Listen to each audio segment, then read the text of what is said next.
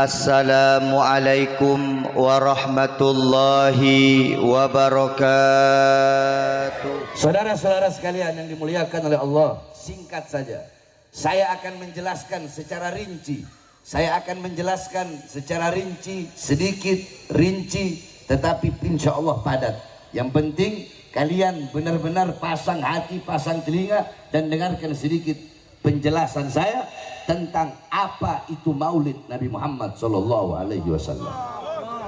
Saudara-saudara, kita duduk pada malam hari yang mulia ini di tempat yang penuh dengan keberkahan ini. Kenapa saya bilang tempat ini penuh dengan keberkahan? Karena tempat ini pada malam hari ini menjadi tempat turunnya rahmat, tempat turunnya hidayat, tempat turunnya inayat, tempat turunnya maghfirah, tempat turunnya pengampunan. Kenapa?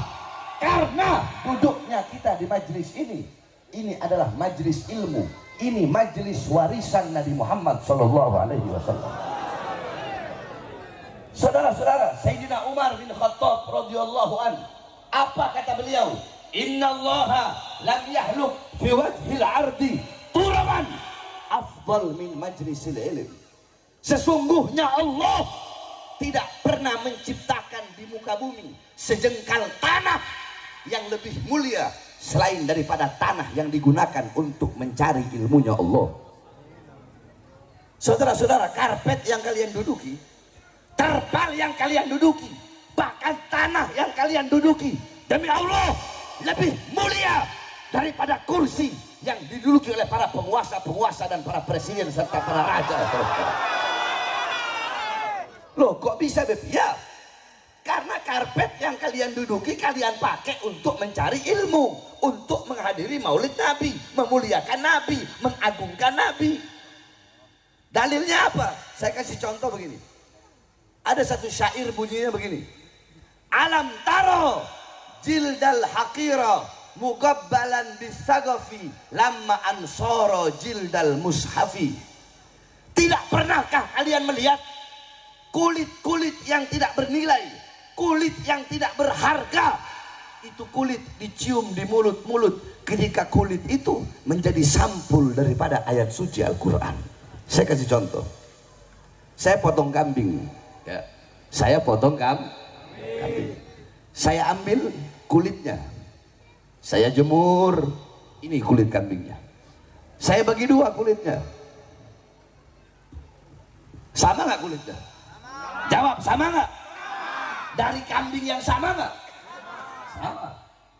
Kulit yang ini saya bikin dompet. Boleh nggak saya taruh di bawah? Boleh nggak saya buang? Boleh nggak saya bakar? Yang ini saya bikin sampulnya ayat suci Al-Quran. Boleh nggak taruh di bawah? Harus taruh di tempat yang tinggi, di atas. Megangnya boleh nggak pakai wudhu? Nggak boleh, harus pakai, harus suci. Padahal kulitnya sama nggak? Tapi cara perlakuannya beda nggak? Nah, begitupun karpet yang kalian duduki. Karpet yang kalian duduki menjadi mulia, dan kalian yang duduk menjadi orang-orang yang mulia, yang dimuliakan oleh yang maha mulia, karena kalian duduk di sini memuliakan makhluk yang paling mulia, yaitu Nabi besar Muhammad. Jadi jangan kalian pikir kalian duduk di sini memuliakan Nabi, terus Nabi yang tambah mulia. Enggak. Kalian duduk memuliakan Nabi, bukan Nabi yang bertambah mulia, tapi kalian yang jadi mulia karena telah memuliakan Nabi Muhammad. Kalian yang menjadi agung karena telah mengagungkan Nabi Muhammad. Kalian yang menjadi terpuji, kalian dipuji oleh para malaikat, oleh para penduduk langit yang jumlahnya 10:1 dengan penduduk bumi. Kalau penduduk bumi ada 10 miliar, penduduk langit ada 100 miliar. Kalian dipuji oleh para penduduk langit. Kenapa? Karena kalian memuji baginda Nabi besar Muhammad. Saudara-saudara sekalian, dalam Al-Quran Allah subhanahu wa ta'ala berfirman, Qul bifadlillah wa birahmati fabidzalika falyafrahu. Katakanlah dengan karunia Allah dan dengan rahmat Allah, maka dengan karunia dan rahmat tersebut falyafrahu, hendaknya mereka bergembira. Kalau kalian ada yang nanya, Beb, apa sih dalilnya maulid? Kalau semua orang nanya sama kalian, au dalil maulid? Hah? Au gomi bikin maulid gomi ya? Cowok siapa? Bukan. Kenapa? Bapak gomi maulid Bapak gomi. Kasih ayat tadi, kul bifadlillah wa birahmatih fabidzalika falyafrahu. Katakanlah dengan karunia Allah dan dengan rahmat Allah, maka dengan karunia dan rahmat tersebut hendaklah mereka bergembira. Nah, itu ayat Al-Quran. Para ulama-ulama ahli tafsir, beliau-beliau berbeda pendapat. Dalam kitab tafsir Jami'ul Bayan, karangan Imam Ibnu Jarir At-Tabari. Kemudian yang kedua dalam kitab tafsir Ma'alimut Tanzil, karangan Imam Baghawi. Jami'ul Bayan, karangan Imam Ibnu Jarir At-Tabari. Tafsir Madarikut Tanzil, karangan Imam An-Nasafi. Tafsir Ad-Durul Manthur, tafsir Bil Ma'thur Imam As-Suyuti. Tafsir Jalalain yang dikarang oleh Imam Jalaluddin Al-Mahalli dan diteruskan oleh Imam Jalaluddin As-Suyuti. Tafsir Ibnu Katsir dan banyak kitab-kitab tafsir, Tafsirul Kabir karangan Imam Fakhruddin Ar-Razi, dan masih banyak lagi yang mengatakan fadlullah, karunia Allah dalam ayat tersebut. Ada yang mengatakan ilmu, ada yang mengatakan akal. Adapun rahmat Allah, ada yang mengatakan iman, ada yang mengatakan Islam, ada yang mengatakan juga Nabi Muhammad. Tapi kalau kita mau pakai tafsir bil ma'thur, tafsir bil ma'thur itu menafsirkan ayat Al-Quran dengan ayat yang lain. Contoh, dalam ayat tadi kan Allah bilang siapa? Rahmat. Dalam ayat yang lain Allah berfirman, wa ma arsalnaka illa rahmatan, tidak aku utus engkau wahai Muhammad kecuali engkau adalah rahmat bagi seluruh alam semesta. Nah, maka dengan adanya ilmu, dengan adanya akal sebagai karunia Allah, dan dengan adanya Nabi Muhammad sebagai rahmat Allah yang paling besar, Nabi Muhammad sebagai rahmat Allah yang paling agung, falyafrahu, hendaklah mereka bergembira, kata Allah. Hendaknya saya, hendaknya kalian, hendaknya mereka, hendaknya kita semua bergembira dengan adanya baginda Nabi besar Muhammad. Nah, kita duduk di acara maulid, kita bergembira nggak dengan lahirnya Nabi? Bahkan saudara-saudara, di tempat saya di Sulawesi itu kalau 17 Agustus, kalau Idul Fitri, itu kita orang nggak cat baru, kita punya rumah nggak.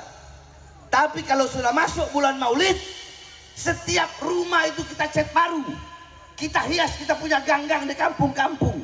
Kenapa? Saking bahagianya kita dengan datangnya bulan maulid Nabi Muhammad SAW. Siapa yang suruh berbahagia? Siapa yang suruh bergembira? Ustadz, kiai, habib, para nabi, para rasul, para malaikat? Bukan. Siapa yang suruh? Allah. Ayat tadi itu yang saya bawa. Allah yang suruh. Hendaklah mereka bergembira. Hendaknya kita bersyukur, bergembira dengan adanya Nabi Muhammad Sallallahu Alaihi Wasallam. Saya bertanya, masyarakat di Sape, tahu nggak puasa Asyura? Puasa Asyura, puasa 10 Muharram, tahu nggak? Tahu kan? Hukumnya apa itu? Sunnah. Tahu nggak asal usulnya? Mau saya kasih tahu? Jadi pada hari Asyura 10 Muharram itu Allah banyak memberikan kenikmatan dan pertolongan kepada para nabi dan rasul. Ingat, pada tanggal 10 Muharram Allah menerima taubat Nabi Adam. Allah menciptakan Nabi Adam. Allah mengeluarkan Nabi Adam dari sorga pada hari Asyura.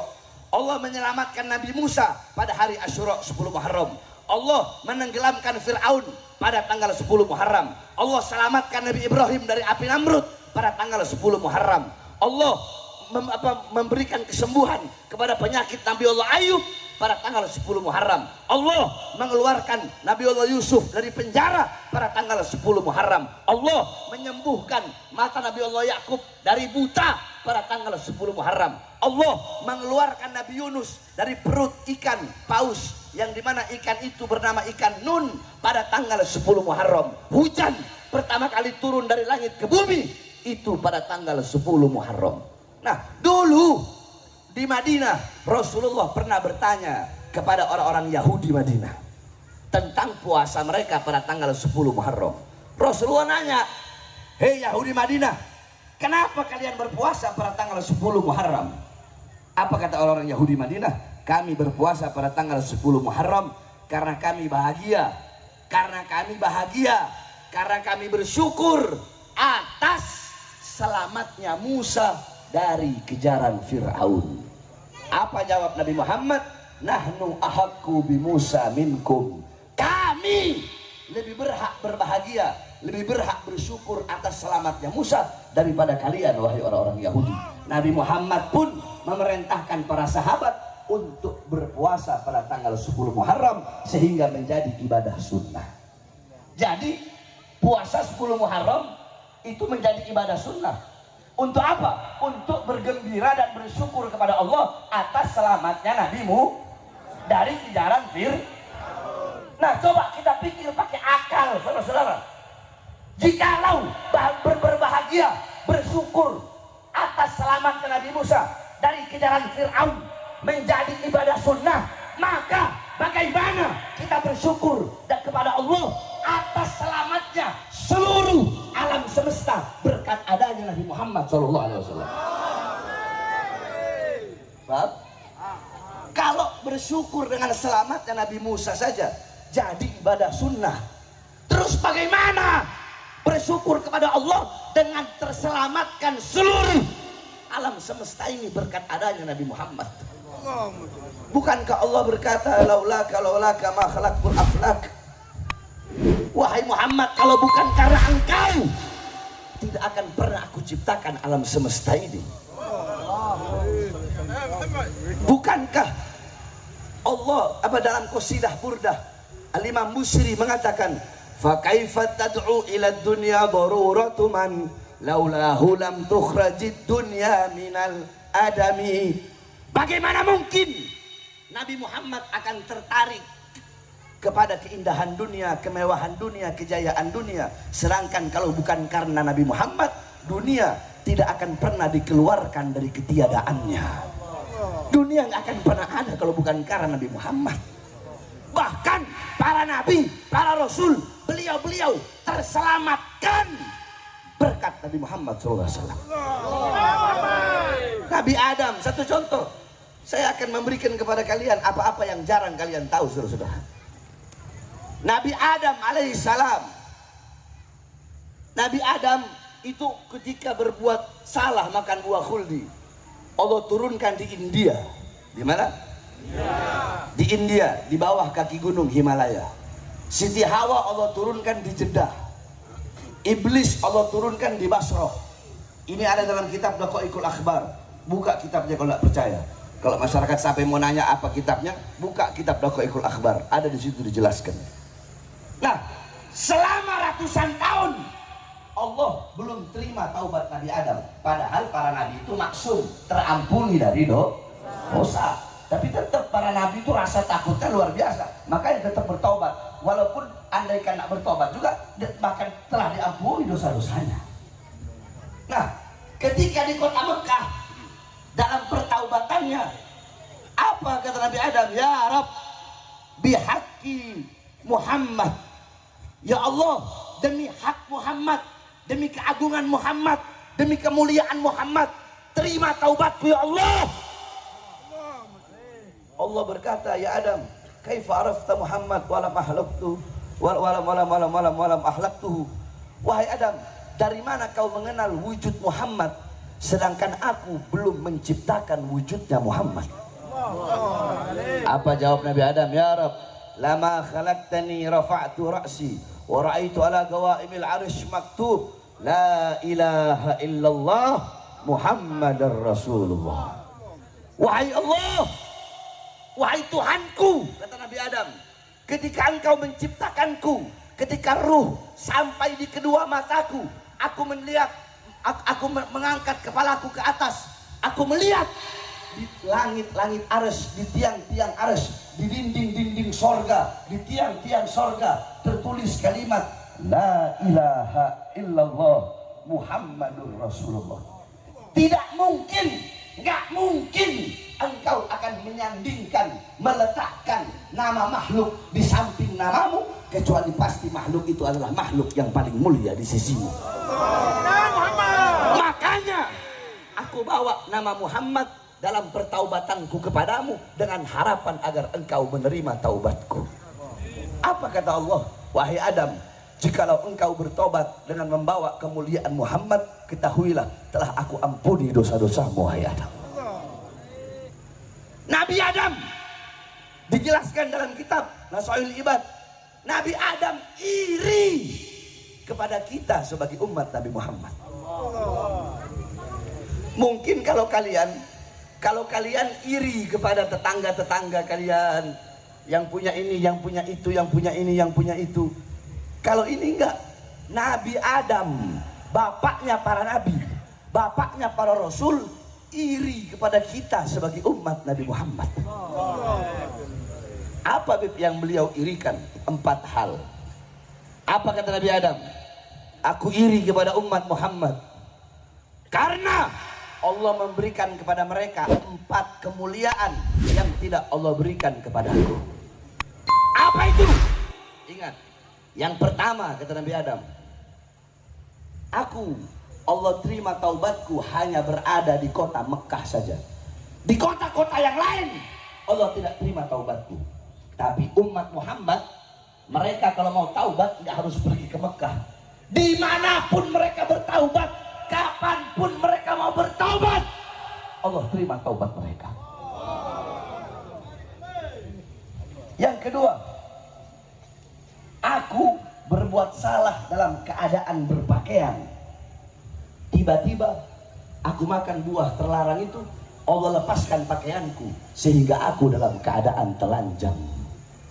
Umat Muhammad kebalik, mereka berbuat dosa dalam keadaan telanjang, mereka berzina, mereka melacur, tapi tetap Allah beri mereka pakaian, Allah tutup mereka, Allah tidak telanjangi mereka.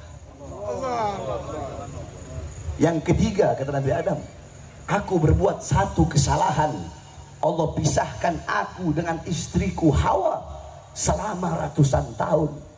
Umat Muhammad pagi siang sore malam berbuat dosa, pagi siang sore malam mereka tidak pernah takut kepada Allah, tapi tidak Allah pisahkan mereka dengan anak dan istri mereka. Yang keempat kata Nabi Adam, aku berbuat salah di sorga, Allah turunkan ke dunia. Umat Muhammad berbuat dosa di dunia, kalau bertaubat Allah naikkan, masukkan mereka ke surga. Sungguh aku iri kepada umat Muhammad. Nabi Musa alaihissalam, Nabi Musa naik ke atas Tur Sina, naik ke atas bukit Sina. Nabi Musa bilang, ya Allah, aku ingin melihat cahayamu, aku ingin melihat zatmu. Apa kata Allah? Wahai Musa, kau tidak akan kuat, kau tidak akan sanggup, kau akan hancur, kau akan musnah, kau akan binasa. Ketahuilah, antara diriku dengan hamba-hambaku ditutupi dengan 70.000 hijab, 70.000 penghalang. Al-Imam Ghazali menjelaskan, penghalang Allah itu Allah ciptakan dari cahaya, dari air, dan dari kegelapan. Di dalam penghalang Allah itu ada suara gemuruh air. Andaikan suara gemuruh air itu Allah perdengarkan kepada gunung, gunung akan hancur jadi abu dan tidak akan muncul sampai datangnya hari kiamat. Andaikan suara gemuruh air itu Allah perdengarkan kepada kalian, hati jantung kalian akan copot sendiri dari badan kalian, karena begitu dahsyat penghalang Allah. Dan apa kata Allah kepada Musa? Wahai Musa, ketahuilah 70.000 penghalang ini tidak akan aku buka kecuali untuk Muhammad dan untuk umat Muhammad. Apa kata Nabi Musa? Ya Allah, aku tidak bisa menjadi Muhammad, maka jadikanlah aku bagian daripada umat Muhammad. Nabi Musa pengen jadi umat Nabi Muhammad, Nabi Adam pengen jadi umat Nabi Muhammad. Kalian semua yang duduk pada malam hari ini, tanpa kalian inginkan, kalian telah menjadi umat Nabi Muhammad, yang dimana umat sebagai pemimpin seluruh umat dunia dan di akhirat. Bukankah itu merupakan suatu kebanggaan yang begitu besar? Bukankah bagaimana cara kalian bersyukur kepada Allah? Allah jadikan kalian umat yang paling baik, umat yang paling mulia, umat yang paling agung, umat yang paling sempurna. Kita menjadi mulia bukan karena amal ibadah kita. Kita menjadi umat yang terbaik karena kita adalah umat yang disandingkan dengan Nabi kita. Siapa? Baginda Nabi besar Muhammad SAW. Oleh karenanya saudara-saudara sekalian yang dimuliakan oleh Allah, dengan adanya acara-acara maulid seperti ini harusnya menjadi pelajaran. Jangan kita duduk hadir di acara maulid nggak ngambil pelajaran. Duduk di sini, pulang ambil hikmah, ambil intifa, bawa pelajaran, bawa manfaat. Jadikan Nabi Muhammad sebagai teladan kalian, uswah, qudwah, teladan pedoman dalam kehidupan kalian sehari-hari. Tidakkah kalian tahu? Tidakkah kalian kenal siapa Nabi Muhammad SAW? Kalian tidak mengenal siapa Nabi Muhammad. Bahkan anak-anak kalian lebih mengenal orang-orang barat. Anak-anak kalian pagi, siang, sore, malam sibuk pegang handphone. Kalian pulang dari sini, tanya kepada anak-anak Gomi semua, tanya kepada anak-anak Ita semua, tanya anak-anak Mone, anak-anak Siwe, tanya semua, apakah mereka kenal Nabi Muhammad? Apakah mereka tahu akhlaknya Nabi, adabnya Nabi, budi pekertinya Nabi, bapaknya Nabi, ibunya Nabi, kakeknya Nabi, neneknya Nabi? Atau mereka lebih mengenal YouTube, atau mereka lebih mengenal Facebook, atau mereka lebih mengenal TikTok daripada mengenal baginda Nabi besar Muhammad SAW. Laqad ja'akum rasulun min anfusikum azizun alaihi ma'anittum harisun alaikum bil mu'minina raufur rahim. Hei sekalian umat manusia, hei sekalian masyarakat sapi, telah datang kepada kalian seorang nabi, seorang rasul, utusan Allah yang begitu cinta kepada kalian, yang begitu sayang kepada kalian. Seorang nabi yang 3 hari 3 malam pernah tidak makan. Beliau ganjal perutnya dengan batu, saudara-saudara. Sampai ketika sholat, ketika ruku terdengar suara krek krek. Beliau ganjal perut beliau dengan batu. Beliau kelaparan, bukan untuk keluarganya, karena satu keluarga semua kelaparan. Beliau kelaparan bukan untuk anak cucunya, bukan untuk sahabatnya, bukan. Beliau 3 hari 3 malam kelaparan untuk siapa? Untuk kalian sebagai umatnya. Beliau seorang nabi yang kecintaannya kepada kalian. Satu waktu Sayyidatuna Aisyah radhiyallahu anha pernah melakukan hal yang dicintai oleh Nabi, yang disukai oleh Nabi, sehingga Nabi berdoa, Allahumma ighfir li Aisyah ma qaddamat wa ma akharat. Ya Allah, ampunilah dosa-dosa Aisyah, dosa yang telah lalu, dosa yang akan datang, dosa yang tampak, dosa yang tidak tampak.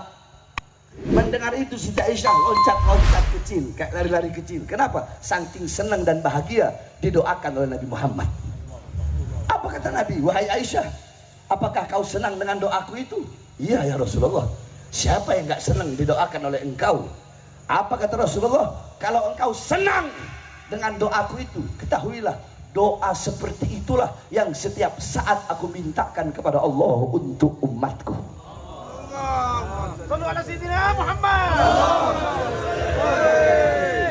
Seorang nabi yang sebelum kalian merasakan sakit, beliau telah merasakan rasa sakit kalian lebih dulu. Sebelum kalian tersiksa, beliau telah merasakan rasa siksa kalian terlebih dahulu. Sebelum kalian menderita, beliau telah menderita lebih dahulu. Apakah ada manusia, bapak atau ibu kalian atau siapapun yang pernah berkata, "Lau yushaku ahadukum bisyaukatin fi rijlih la ajidu ala ma fi qalbi." wahai umatku, jikalau ada salah satu dari kalian yang kakinya tertusuk duri, pasti kalian merasakan sakit. Ketahuilah, rasa sakit duri yang kalian rasakan itu lebih sakit aku rasakan jauh di dalam lubuk hatiku. Seorang nabi yang pipinya pernah tertusuk tulang tembus sampai ke sebelah demi kalian. Seorang nabi yang gigi gerahamnya pernah patah. Kenapa? Berkorban agar Islam sampai kepada kalian. Seorang nabi yang di setiap peperangan para sahabat-sahabat yang gugur. Demi apa? Demi membelanya. Bagaimana Tolha bin Ubaidillah ketika perang, ada musuh Allah datang bawa pedang ingin menebas Rasulullah, dia kasih tangan kanannya, putus tangan kanannya. Datang lagi musuh Allah bawa panah ingin memanah Rasulullah, Tolha bela Rasulullah, jangan sampai ada anak panah yang mengenai Rasulullah. Dia kasih dadanya, terkena ratusan anak panah. Datang lagi musuh Allah bawa pedang ingin menebas Rasulullah, dia kasih tangan kirinya, putus tangan kirinya. Tangan kanannya putus, tangan kirinya putus, badannya terkena ratusan anak panah. Tiba-tiba ada musuh Allah yang bawa rantai, diputar-putar itu rantai, dilempar sehingga terkena 2 mata rantai di pipi suci Rasulullah. Melihat itu Tolha menangis. Kata Tolha, ya Rasulullah, maafkan aku tidak bisa mencegah datangnya itu ya Rasulullah, karena kedua tanganku telah putus ya Rasulullah. Aku pun tidak bisa mencabutnya ya Rasulullah. Izinkan aku mencabutnya dengan gigi-gigiku ya Rasulullah yang masih tersisa. Dicabut, mata rantai satu tercabut, rontok giginya Tolha. Dicabut lagi satu mata rantai, rontok giginya Tolha. Itu yang laki-laki. Bagaimana perjuangan para perempuan-perempuan di zaman Rasulullah. Sumayyah binti Khabbab, seorang sahabat yang pertama mati syahid dalam Islam, ditusuk perutnya pakai tombak, keluar isi perutnya, dikubur setengah badan, disiksa panas-panasan, kehujanan, dipaksa keluar dari ajaran Nabi Muhammad. Ini perempuan. Apakah beliau lebih memilih kebebasan dunia daripada harus meninggalkan kecintaannya kepada Nabi Muhammad? Apa kata Sumayyah binti Khabbab? Silahkan siksa aku sampai mati, tetap aku tidak akan meninggalkan kecintaanku kepada Muhammad. Bilal bin Rabah, seorang budak, badannya dikasih batu besar, dipaksa keluar dari ajaran Nabi Muhammad, disiksa, dicambuk, dipukul. Apa kata Bilal? Lau gata'tani irban lamasdadtu illa hubban. Jangankan kalian siksa aku seperti ini, sekalipun kalian memotong-motong, mencincang-cincang tubuhku menjadi beberapa potongan untuk menghentikan kecintaanku kepada Nabi, semakin kalian potong maka akan semakin bertambah kecintaanku kepada Nabi Muhammad SAW.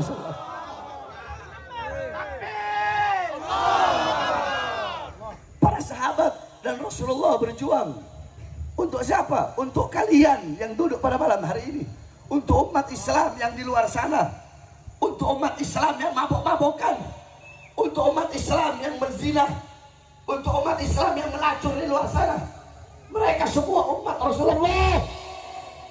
Coba kita lihat di Indonesia, saudara-saudara.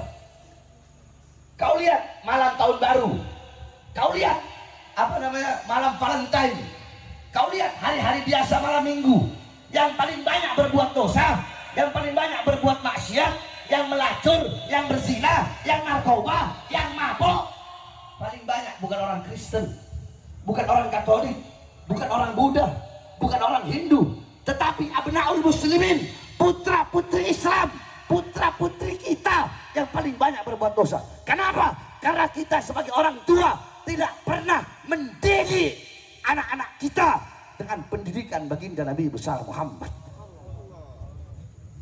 Bahkan kalian tahu, Seperti apa kecintaan Nabi kepada kalian? Al-Imam Ali radhiyallahu anhu qala inna Rasulullah sallallahu alaihi wasallam fi akhir nafsi haragat syafataihi marratain fa'alqaitu sam'i fasami'tuhu yaqulu ummati ummati faqabila Rasul sallallahu alaihi wasallam. Saya sebenarnya paling tidak mau membahas ini, saudara-saudara, karena saya paling tidak kuat kalau sudah membahas masalah ini. Al-Imam Ali bin Abi Thalib beliau berkata, di masa detik-detik terakhir wafatnya Rasulullah, beliau menggerakkan bibirnya dengan 2 kali gerakan. Aku dekatkan telingaku, aku mendengar beliau berkata, ummati, ummati, umatku, umatku, dan meninggallah Rasulullah SAW. Ketika itu Allah berkata kepada Jibril, wahai Jibril, turunlah engkau dengan Israel. Wahai Israel, engkau pasang muka yang paling bagus, yang paling indah dengan senyuman. Hari ini adalah hari perjumpaanku dengan kekasihku. Engkau turun dan cabut nyawa kekasihku, tapi engkau izin dulu kepadanya dengan penuh penghormatan. Apakah dia mau atau tidak dicabut nyawanya? Kalau dia mau, cabut nyawanya. Tapi kalau dia tidak mau, kembalilah kepada aku, wahai Israel. Datang Israel bersama Jibril di depan pintu rumah Rasulullah, tidak berani masuk. Diketuk pintu rumah. Assalamualaikum. Pintu rumah dibuka oleh Sayyidatuna Fatimah Az-Zahra, yang namanya dalam Al-Quran Allah sebut dengan Al-Kausar, putri tercinta Rasulullah. Dibuka dan berkata, siapa engkau? Israel berkata, aku adalah yang memisahkan antara kehidupan dan kematian. Aku yang menjadikan anak-anak menjadi janda, menjadikan anak-anak menjadi yatim. Aku yang menjadikan istri-istri menjadi janda dan suami-suami menjadi duda. Aku adalah sang pemegang kematian. Aku adalah malaikat yang Allah berikan mandat untuk mencabut nyawa seluruh makhluk. Dan aku datang ke sini dengan kerendahan hati untuk mencabut nyawa makhluk paling mulia, yaitu Muhammad Rasulullah. Mendengar itu, Sayyidatuna Fatimah menangis ke pangkuan ayahnya dan berkata, wahai ayah, kau akan wafat, kau akan meninggal. Apa kata Rasulullah? Jangan kau bersedih, wahai anakku, jangan kau bersedih, karena setelah kematianku, engkau manusia yang pertama kali akan menyusulku, dan kelak di sorga engkau manusia yang akan pertama kali masuk sorga setelah aku.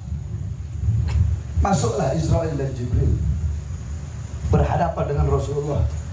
Rasulullah sedang terbaring sakit di kamar Sayyidatuna Aisyah. Di sebelah kanan Rasulullah ada cawan kecil berisi air.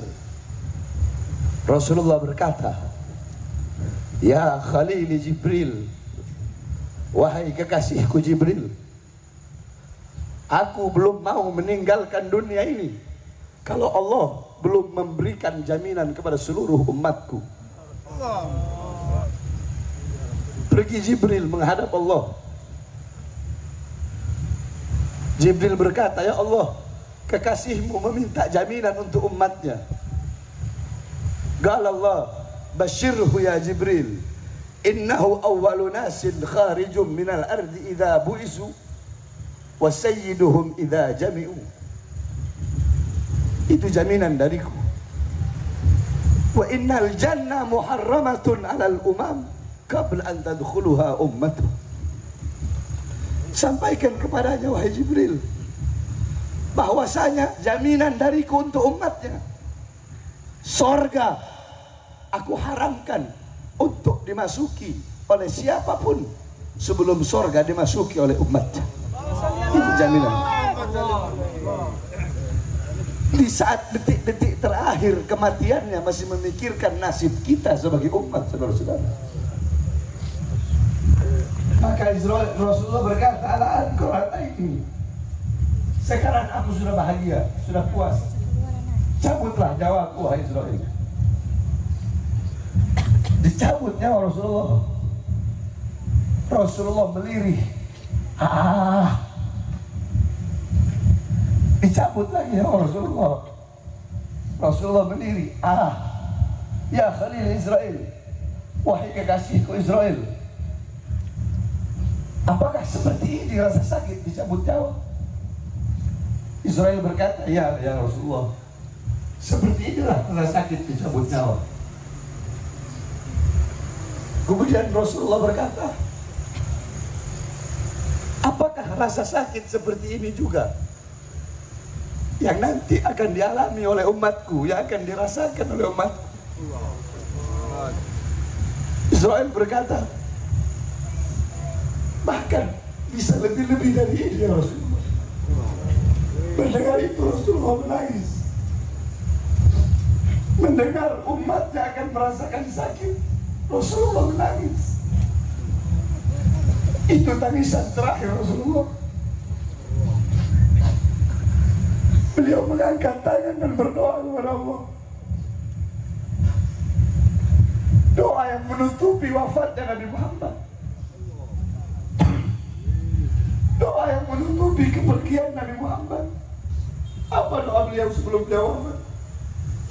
Allahumma khaffif ala ummati fi sakratil maut wa thaqqil alayya.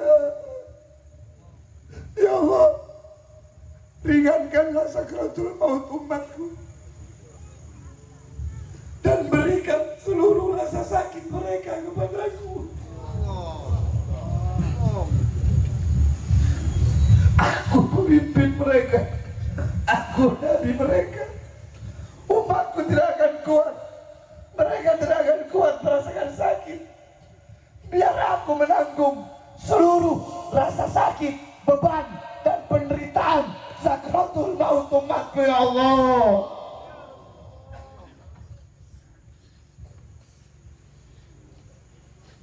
Apa yang telah kalian lakukan untuk Nabi Muhammad?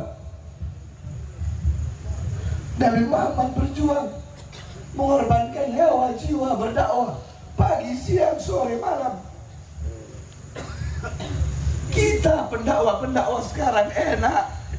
Kalau mau pergi kemana-mana, kita disambut dengan pujian, dengan hadroh, dengan makanan, dikalungi bunga. Rasulullah dulu dakwah, pergi ke kota Taif, sambutannya apa? Dilempari dengan batu, dihina, dicaci, sampai ketika dahi beliau kena batu, ketika darah akan menetes di tanah Taif, beliau tampung darah itu agar tidak jatuh. Sahabat bertanya, ya Rasulullah, kenapa kau tampung darahku? Apa kata Rasulullah? Andaikan darahku jatuh di tanah Taif, maka penduduk Taif akan ditenggelamkan oleh bumi, sedangkan mereka adalah umatku.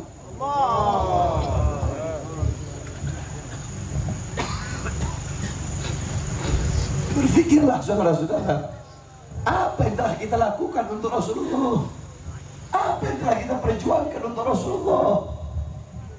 Gampang bikin bahagia Nabi Muhammad, itu wasiat saya kepada kalian. Bikin bahagia Rasulullah, bikin gembira Rasulullah. Jangan kalian sibuk dengan urusan harta, dunia, pangkat, jabatan, tahta, kekuasaan. Pagi, siang, sore, malam sibuk cari uang sampai lupa kepada Allah, lupa kepada Rasulullah. Kalau pikiran kalian cuma perut, apa bedanya kalian dengan binatang?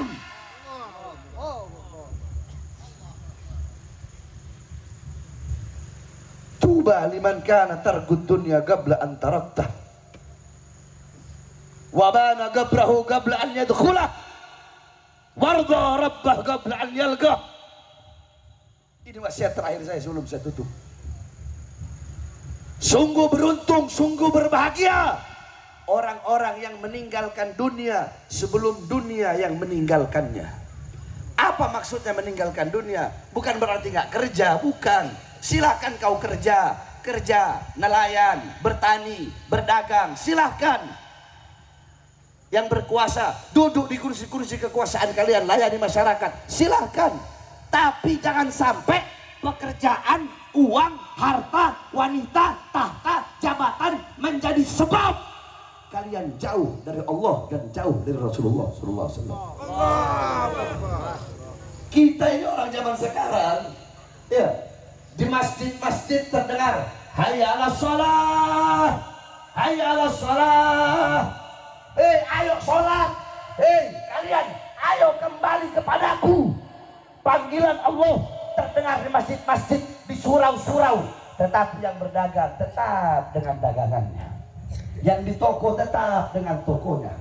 Yang bertani tetap dengan padinya. Yang nelayan tetap dengan nelayannya.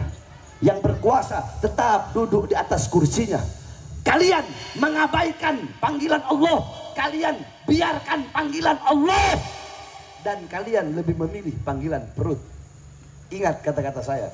Orang-orang yang mengabaikan panggilan Allah, menyepelekan panggilan Allah, dan lebih memilih panggilan perut, itu orang harganya, nilainya sama dengan sesuatu yang keluar dari perutnya, saudara-saudara. Tidak perlu saya perjelas, kalian paham maksud saya. Kalau kalian sibuk cari dunia sampai lupa sama Allah, sibuk dengan urusan-urusan perut, maka tidak ada bedanya kalian dengan sesuatu yang keluar dari perut kalian. Maka tinggalkan perkara-perkara apapun yang membuat kalian jauh dari Allah. Bukan berarti nggak boleh kerja. Mukminul ghani, orang mukmin yang kaya, itu lebih Allah sukai daripada orang mukmin yang miskin. Silahkan, tapi jangan sampai kalian lupa kepada Allah. Jangan sampai kalian lalai. Saudara-saudara, dunia semakin kalian kejar, itu dunia semakin lari dari kalian. Ini saya lihat banyak orang-orang ini tertipu dengan kejayaan dan kemakmuran orang lain. Oh, ake ake kaya raya ake, irai boto pitie, irai haji akai pulang haji akai, irai akan dikaganya, irai aka wara mobile. Jangan tertipu dengan kejayaan dan kemakmuran orang lain sebelum kalian tahu bagaimana keadaan itu orang kelak di akhirat. Kalian tahu bagaimana nanti dia di akhirat? Tahu nggak? Selamat atau celaka, bahagia atau menderita? Kalau kalian tidak tahu bagaimana keadaan kelak itu orang di akhirat, maka jangan pernah tertipu dengan kejayaan dan kemakmuran atau kekayaan yang dimiliki olehnya, saudara-saudara. Dunia ini bagaikan bayangan. Ibu-ibu, saya tanya, ibu-ibu bisa nggak ngejar bayangannya sendiri? Bisa nggak? Tapi kalau ibu-ibu biarkan, bayangan ikut nggak? Ngikut. Itu dunia. Semakin kalian kejar, nggak semakin kalian dapat. Tapi kalau kalian tinggalkan, kalian mengejar Allah, dunia mengejar kalian. Kalian melayani Allah, dunia melayani kalian. Kalian mengejar Allah sambil merangkak, dunia akan mengejar kalian sambil berlari, saudara-saudara. Kenapa? Karena Allah udah bilang. Apa kata Allah? Ya dunia, ukhdumi man khadamani. Hei dunia, harta, pangkat, jabatan, layanilah orang-orang yang melayaniku. Sebaliknya, orang-orang yang melayanimu, mengejarmu, berbakti kepadamu, sehingga lupa kepadaku, bikin hidup mereka susah. Jadi jangan kalian kira orang kaya itu hidupnya enak. Enggak, susah hidup mereka, saudara. Kenapa susah? Susah, takut kehilangan hartanya, masih mikir besok mau makan apa. Makanya beda sama orang-orang Dombojo zaman dulu. Orang-orang Dombojo zaman dulu saya lihat mereka pakai rimpu. Orang-orang Dombojo zaman dulu anak-anaknya banyak. Kenapa? Karena mereka itu keyakinannya sama Allah kuat. Mereka tidak khawatir besok mau makan apa. Yang anak-anak sekarang ini, kenapa kamu belum nikah? Awat dibudikan gomi, ire tiwara pitie. Goblok.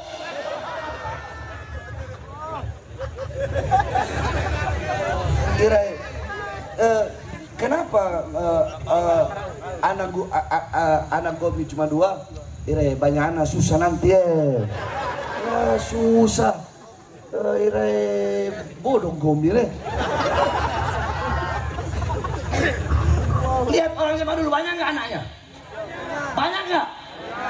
Banyak kan? Padahal mereka cuma nelayan, petani. Kenapa? Keyakinan mereka kuat sama Allah. Tidak ada dalam hati mereka kerisauan atau kekhawatiran besok ngahau. Nggak ada begitu. Yakin mereka kepada Allah kuat. Karena setiap rezeki itu sudah dijamin oleh Allah Subhanahu wa Ta'ala. Sama seperti begini. Nahu, Ita, Ustadz Subhanake. Kita bertiga mancing di pantai yang semalam saya pergi itu. Lalitri, mancing di situ. Kapalnya sama, satu kapal kita bertiga. Pancingannya sama, umpannya sama, lautnya sama. Dapat ikannya sama nggak? Ustadz ini dapat ikan 1, Ita dapat ikan 2, Nahu 4. Bune siwe, bune. Bukan istri 4, maksud ikan dapat ikan yang 4. Dapat ikan 4, maksud saya.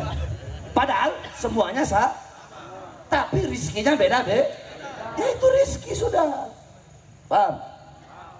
Jadi jangan terlalu sibuk untuk mengejar sesuatu yang telah dijamin. Tapi sibuklah engkau untuk mengejar yang belum dijamin. Apa itu? Itu orang berakal begitu. Saya tanya ibu-ibu. Ibu-ibu punya pulpen ini semua. Ini pulpen. Pulpennya ada 2. Satu di luar, satu udah ada di saku. Yang ibu-ibu cari yang mana? Yang di luar atau yang udah di saku? Ini udah di saku. Yang satu masih di luar. Yang dicari yang mana? Yang di luar dicari, masukin ke dalam, biar dua-duanya udah di saku. Nah begitupun rizki ini udah di saku, maksudnya ibarat rizki itu pulpen yang udah ada di saku, udah dijamin sama Allah. Jadi biasa-biasa aja, jangan terlalu menggebu-gebu. Nah surga ini pulpen yang masih belum dijamin. Ya harusnya bersungguh-sungguh mencari sesuatu yang belum dijamin. Sebelum apa? Sebelum dunia yang meninggalkan kita. Apa maksudnya, Bib? Sebelum mati, made gomi made. Loh kok bisa made, Bib? Yo, yang tua mati, yang muda mati. Bukankah dalam Al-Quran 3 firman Allah mengatakan, 1 ayat pertama kullu nafsin dha'iqatul, ayat kedua ada lagi kullu man 'alaiha fan, ayat ketiga kullu syai'in khaliqun illa wajha. Kita semua pasti mati. Yang tua mati, yang muda mati, yang kaya mati, yang miskin mati, yang sehat mati, yang sakit mati. Syarat mati nggak harus sakit. Saya tanya, ada nggak di Sapri orang sehat mati? Banyak. Berarti syarat mati tidak harus sakit. Ada nggak orang masih muda, belum tua, masih muda, anak-anak dia mati, ada nggak? Berarti syarat mati nggak harus tua. Itu yang pertama. Yang kedua, wabana gabrahu gabla an yadkhulah. Orang-orang yang berbahagia, orang-orang yang beruntung adalah orang-orang yang membangun kubur sebelum dia memasukinya. Bukan berarti gali kubur, bukan. Itu perumpamaan. Maksudnya siapkan bekal-bekal untuk kau bawa dalam kubur. Ibu-ibu pikir dalam kubur suami bisa menemani ibu? Hah? Kalian pikir istri kalian, raimu bisa menemani? Terus istri apa ya? Weimu bisa menemani gomi di kubur, kita kubur ya. Wati, nggak ada kekasih menemani kekasih dalam kubur. Tidak ada orang tua menemani anak dalam kubur. Tidak ada anak menemani orang tua dalam kubur. Dalam kubur engkau sendiri, sunyi, sepi, tidak ada teman. Apa temanmu? Amal-amal yang kau lakukan di dunia. Kalau di dunia menanam sesuatu yang baik, di kubur akan memanen sesuatu yang baik. Tapi kalau di dunia menanam sesuatu yang buruk, maka di akhirat pun akan memanen sesuatu yang buruk. Yang terakhir, wa arba rabbahu qabla an yalqa. Orang-orang yang beruntung, orang-orang yang berbahagia adalah orang-orang yang ridho kepada Tuhannya, taat, patuh, tunduk kepada Allah sebelum kelak akan berjumpa dengan Allah Subhanahu wa taala.